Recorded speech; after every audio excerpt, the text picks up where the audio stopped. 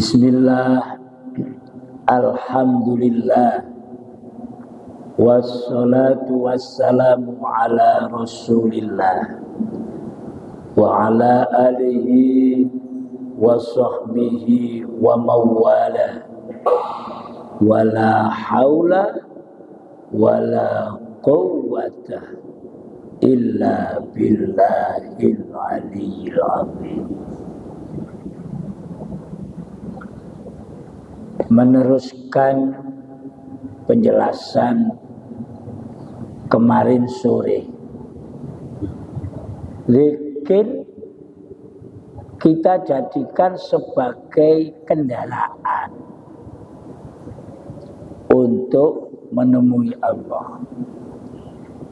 Fadilah sebelumnya membersihkan hati, mengusir musuh-musuh melalui firman-firman Allah yang sudah saya sebutkan pada pembahasan pengajian sebelumnya.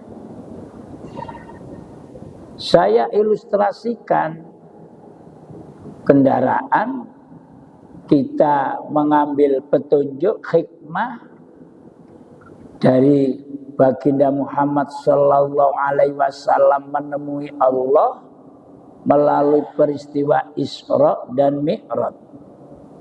Muhammadnya sudah faham, kita memiliki Muhammad yang berasal dari Nur Muhammad, baik zahir maupun batin. Ada yang mengantar kendaraannya, alat transportasi, Isra Mi'raj, buraq. Buraq ini menurut orang-orang ahli tasawuf kalimat la ilaha illallah. Kendaraan yang paling cepat untuk menuju ke sana, untuk bisa ketemu liqa sama Tuhan. Untuk itu mari kita cari tahu kenapa kalimat zikir yang utama adalah la ilaha illallah. Hadis Nabi Muhammad sallallahu alaihi wasallam di mana malaikat Jibril berkata,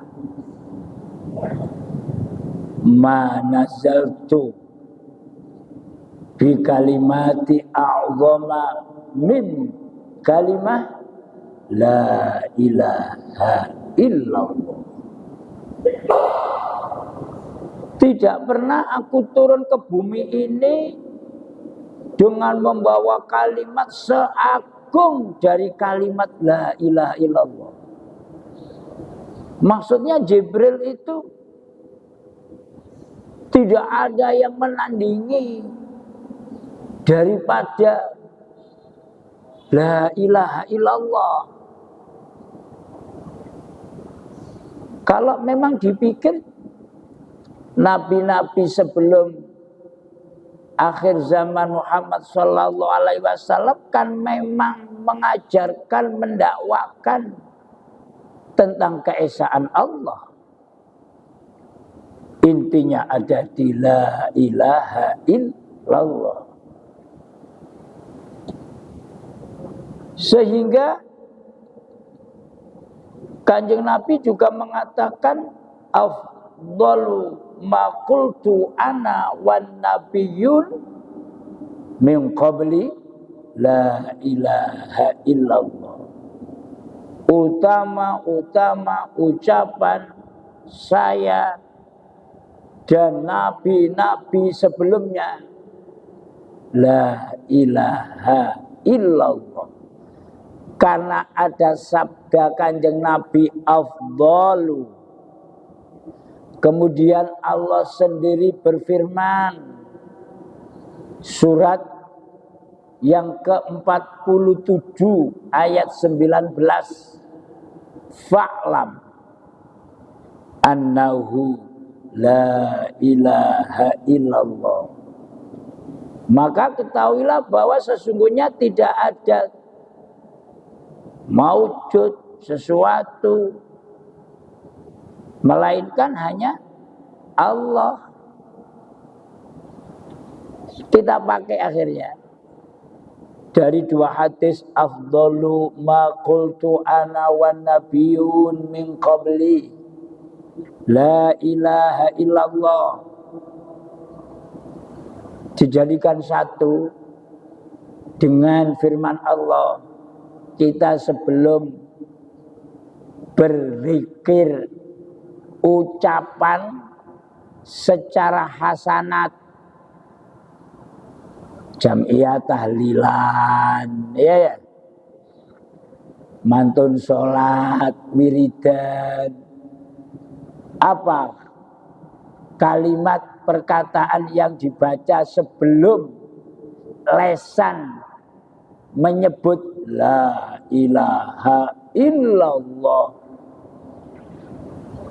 Seperti ini, afdalu dzikri fa'lam annahu la ilaha illallah. Jadi kata-kata atau kalimat afdol itu dari hadis tadi. Afdalu ma qultu ana wan nabiyyuna min qabl. La fa'lamnya dari firman Allah tadi, akhirnya digabung. Afdalu dzikri fa'lam an, dari hadis dan Al-Qur'an dijadikan satu.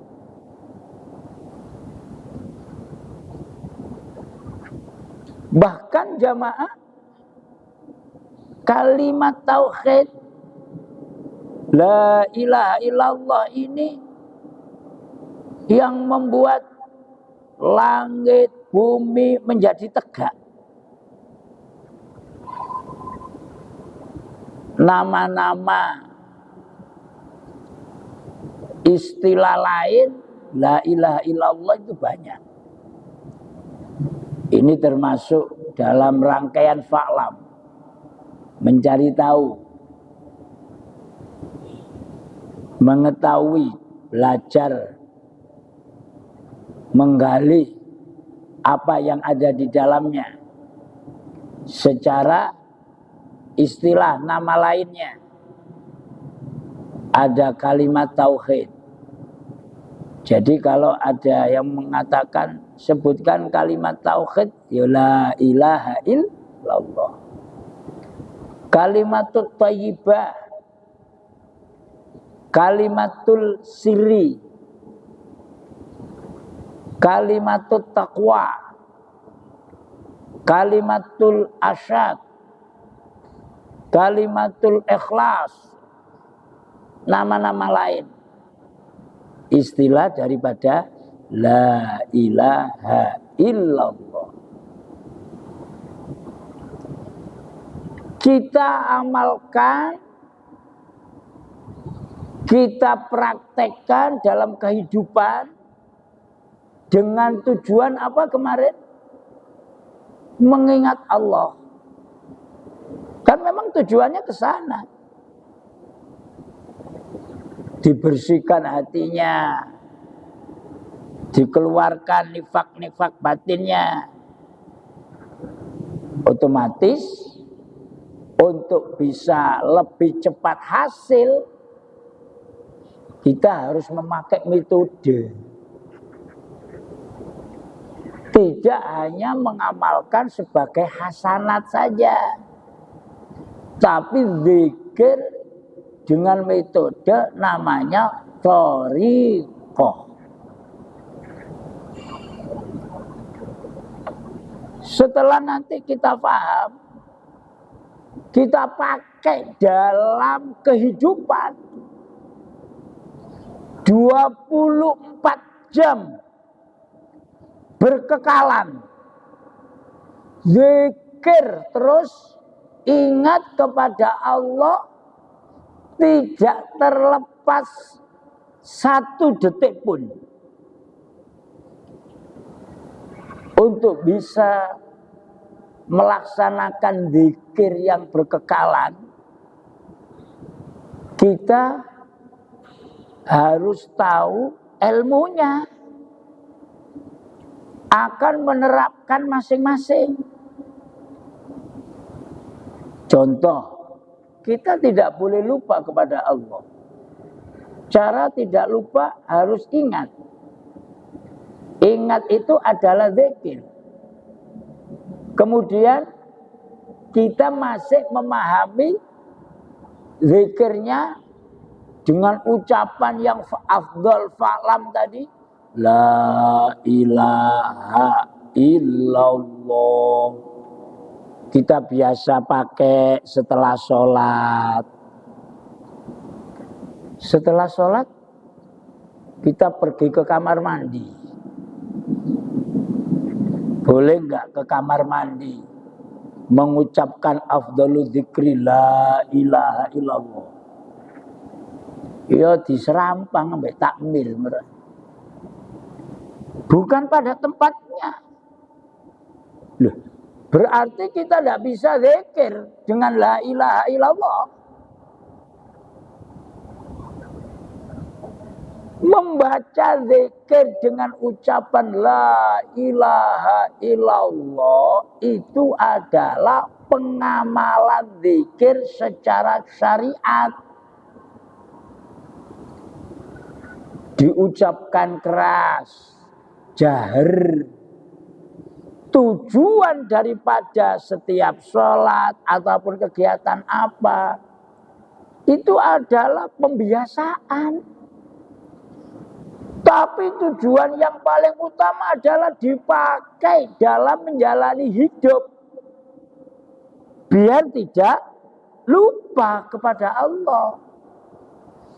Masuk ke kamar mandi, kita harus bisa ilmu zikir yang tidak disuarakan, zikir di dalam hati. Berarti toreko. Makanya pentingnya untuk bertorekot. Akan dibimbing nanti. Sama yang kemarin saya katakan, cari itu gurunya, mursyidnya. Karena macamnya banyak itu. Bukan kapasitas kami dalam menerangkan. Cukup yang kami pahami, yang kami mengerti. Oh, di tempat-tempat seperti itu zikirnya caranya seperti ini. Orang-orang yang pernah belajar itu dengan ismu zat. Zikirnya dalam hati. Dengan menyebut ismu, nama, zat. Siapa? Allah. Tapi ini diperdalam itu.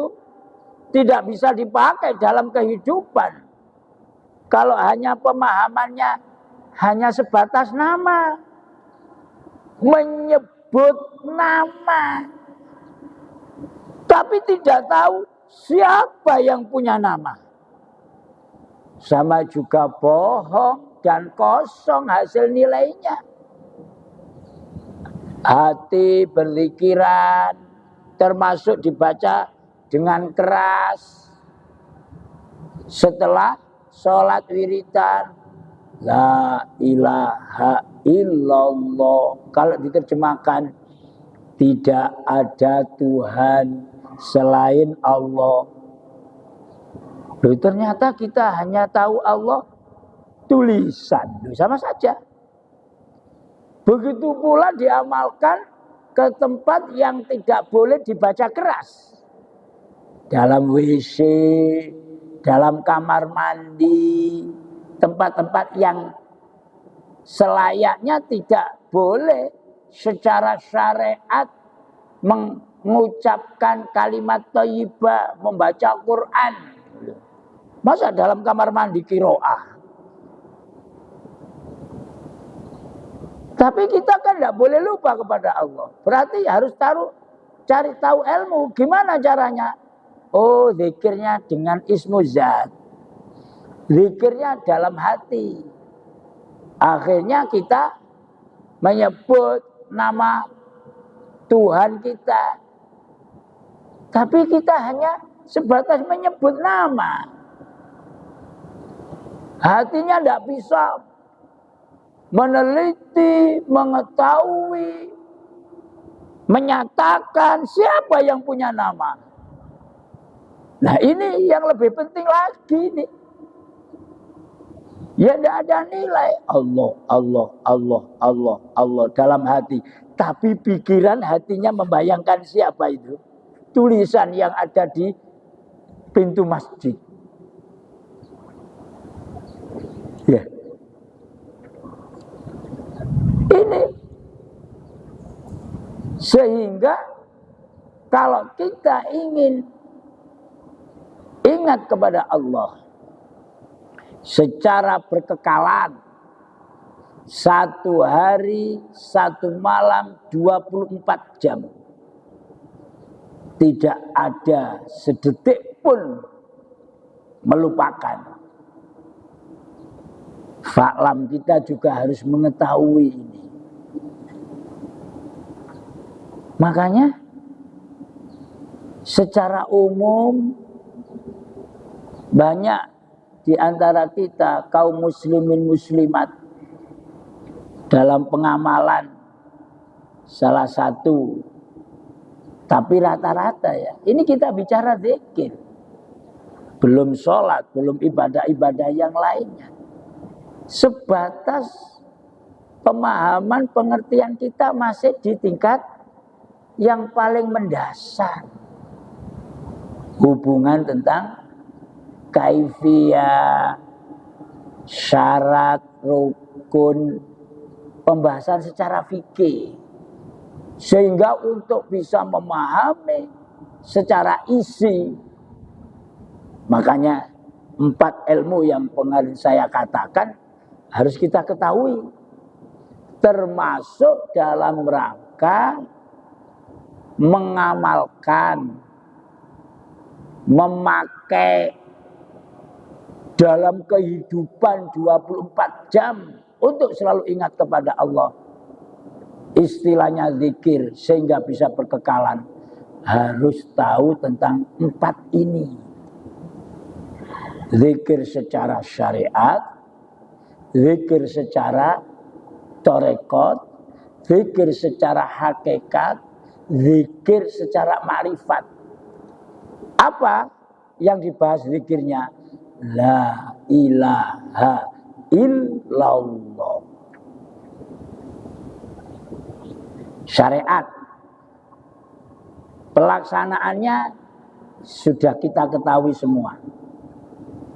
Mari sholat, tempat-tempat yang diperbolehkan.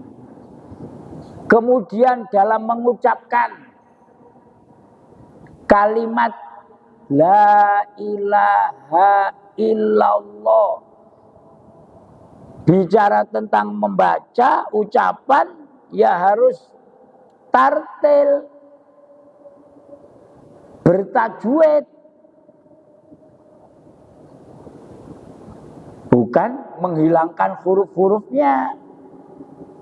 Nanti kalau kita mulai belajar masuk dalam isi, artinya bisa rusak juga.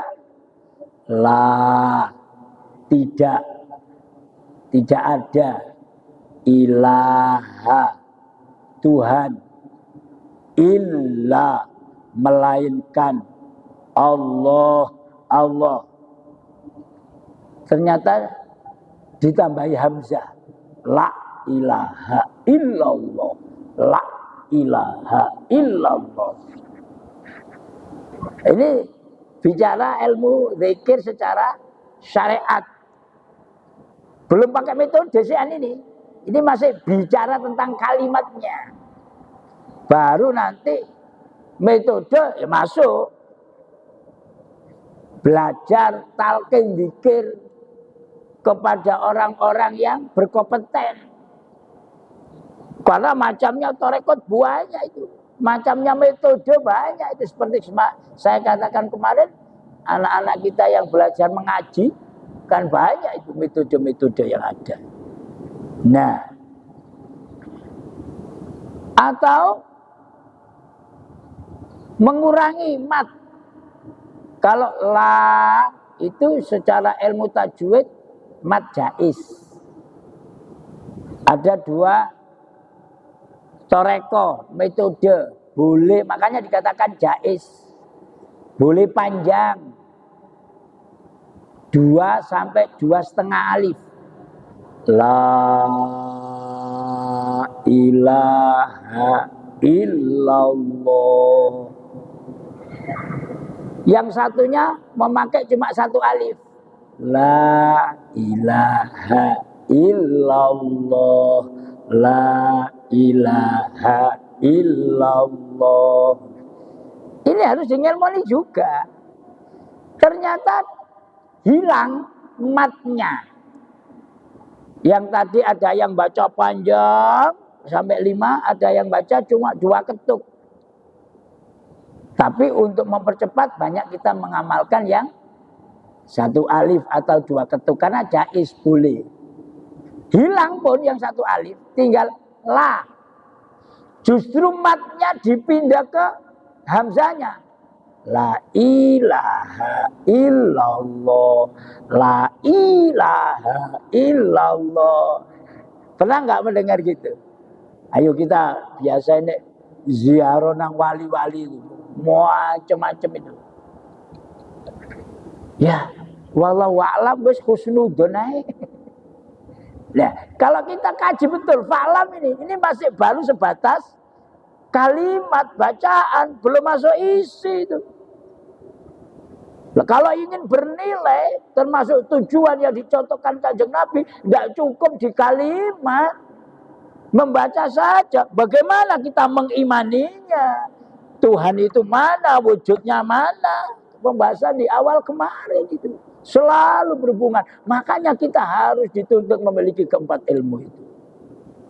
Nah, ini mengamalkan secara syariat yang hasanah maksud saya. Wis ngaji secara umum, tidak secara khususi. Yang bertorekot betul-betul itu dibimbing itu nanti. Iya, walaupun sebelum membaca itu ada tata tertib apa, itu ada itu aturan-aturannya.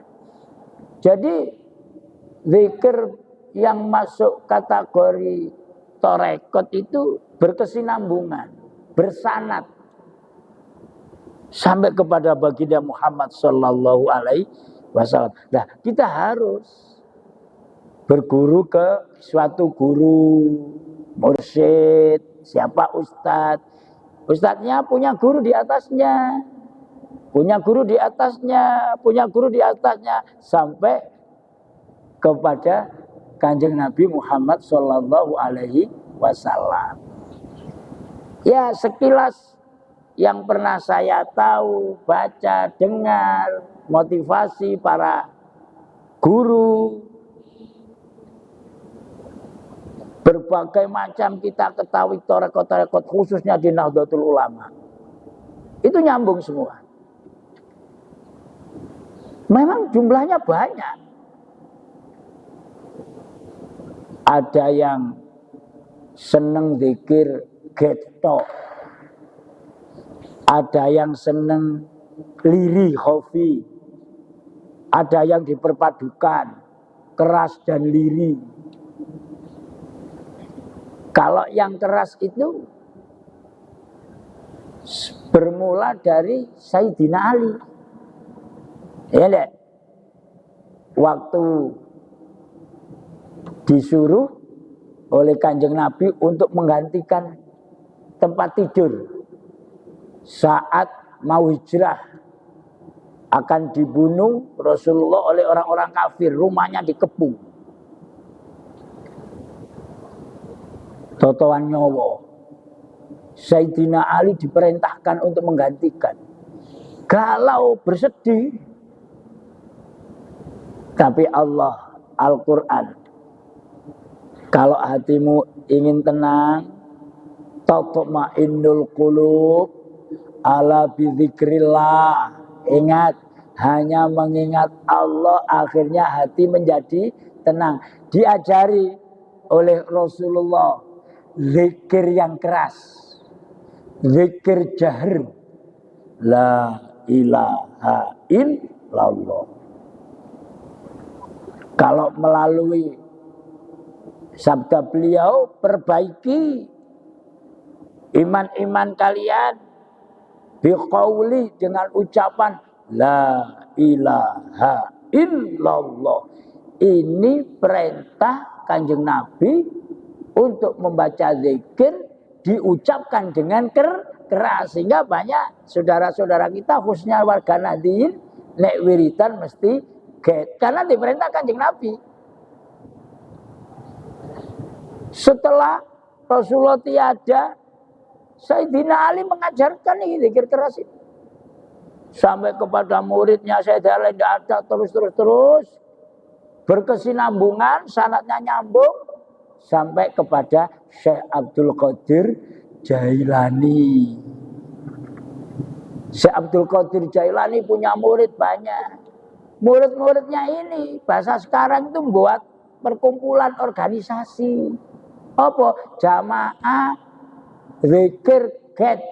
Akhirnya dinamakan apa? Qadiriyah. Bedilah tarekat yang namanya tarekat Qadiriyah. Tapi sanadnya bersambung, cari gurunya. Terus dengan Sayyidina Abu Bakar menemani apa itu? Hijrah, dikejar-kejar kaum kafir, masuk ke dalam gua. Hampir bahasa Jawa ngoten konangan, ketemu. Sayyidina Abu Bakar ketakutan luar biasa. Kemudian sama Kanjeng Nabi, gak usah sedih, galau. Innallaha ma'ana. Allah bersama kita. Diajari zikir khofi, zikir yang liri, zikir dalam hati. Sebab menurut nalar akal, kalau zikirnya keras kayak yang diajarkan Sayyidina Ali, konanganku nyok jeruk gua. Akhirnya zikirnya khofi. Nah, begitu sudah sepeninggal Rasulullah, Sayyidina Abu Bakar mengajarkan ke murid-muridnya ini. Sampai tokoh yang mengamalkan zikir khofi, siapa itu? Bahauddin Naqsabandi. Akhirnya murid-muridnya buat kelompok. Nek niku wau sing senengane zikir get, gawe kelompok Qadiriyah. Yang seneng zikir dalam hati khofi Naqsabandiyah. Berdirilah tarekat Naqsabandiyah. Mari kita berguru, nyambung sanadnya. Ini namanya yang derajat zikir darajah. Punya metode. Dia dapat apa ya, tata tertib, aturan, tata cara, ajaran dari Kanjeng Nabi. Seneng zikir get, seneng zikir liri khofi. Zikir get ana kelompok jenenge Qadiriyah. Zikir liri ana kelompok jenenge Naqsabandiyah. Aku seneng get ambek liri, mendirikan tarekat Qadiriyah Naqsabandiyah. Berkembang lagi Qadiriyah, Naqsabandiyah, Khalidiyah, Satariyah, Sadiliyah, banyak semuanya. Tapi kita harus berguru, ingin cari tahu bagaimana metode dari masing-masing itu. Semuanya bersanad nyambung kepada baginda Muhammad SAW. Berarti Rasulullah bertarekat toh? Ya enggak. Karena firman-firman Allah yang merintahkan zikir banyak dalam Al-Quran. Cuma ketika jenengan mbek Kanjeng Nabi. Ya, yang mengkasih nama itu umatnya di generasi setelah sahabat, tabi'in sampai pada, dan itu nyambung semua. Nah, kita harus itu. Kalau ingin naik pesawat yang lebih cepat. Kalau secara umum kita ketahui dengan bertaklid, ikut-ikutan yang ada zikir, namanya secara hasanah. Nah, kita kembali untuk mengetahui fa'lam. Kenapa dikatakan dan dipilih adalah la ilaha illallah. Hadis Kanjeng Nabi dari Mu'adz bin Jabal. Qala Rasulullah sallallahu alaihi wasallam, "Man kana akhiru kalamihi la ilaha illallah dakhalal jannah." Nah, salah satu kita kenapa harus la ilaha illallah? Dari Mu'adz bin Jabal radhiyallahu an berkata, Rasulullah sallallahu alaihi wasallam bersabda, siapapun di akhir ucapan ketika menjelang ajal, berpisahnya roh dengan batang tubuhnya, ternyata mampu membaca, mengimani, memahami dari kalimat, saya katakan itu. Kalau secara syariat itu ketok moco, temen lah orang yang kita ketahui membaca betul itu dia wis la ilaha illallah temen. Ya tidak cukup, ya moco, ya paham isinya, diamalkan dalam kehidupan, ternyata terpakai menjelang ajal. La ilaha illallah dakhalal jannah. Dijamin masuk surga. Bagaimana kita nanti di akhir hayat bisa melakukan ini? Nek gak tahu latihan, lele gitu dah. Makanya di awal saya katakan berkekalan. Baiklah jamaah, aba-abanya sudah maghrib, akan kita berjalan di uraian suri selanjutnya, insyaallah. Wallahu a'lam bishawab. Al-Fatihah.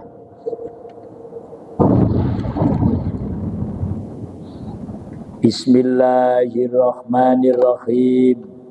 Allahumma inni astaudi'uka ma'allamtanihi fardudhu ilayya inda hajati ilaihi wala tunsinihi ya rabbal alamin. Assalamualaikum warahmatullahi wabarakatuh.